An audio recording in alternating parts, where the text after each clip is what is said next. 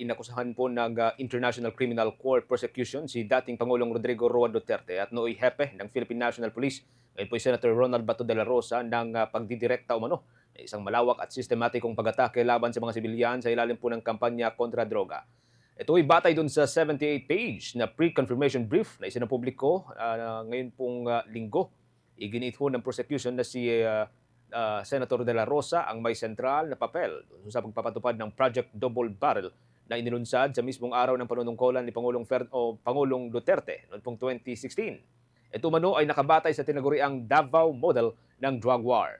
Binanggit din ng International Criminal Court ang mga naunang pahayag ni De La Rosa bago at pagkatapos ng halalan noong 2016, kabilang ang pag-amin na ang kampanya ay talagang tungkol sa mga patayan at ang paninindigang lumikha ng takot sa pamamagitan niya ng pagdanak ng dugo.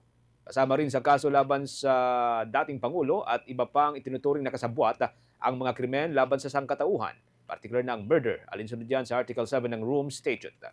Sakop ho ng mga paratang ang dalawang yugto.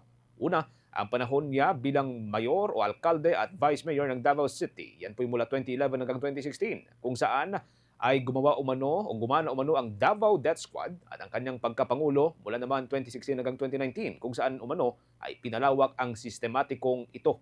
Sa kabuuan, idinetalye ho ng prosecution ang 49 na partikular na insidente na may 76 na biktima. Ngunit iginiit na ang totoong bilang ng mga pinaslang ay nasa libo-libo. For the most trusted source of news and information, visit our website at www.bomboradio.com. Follow us on Bombo Radio mobile app, Facebook, YouTube, TikTok, and X, formerly Twitter. Like, share, and stay connected. Anytime, anywhere.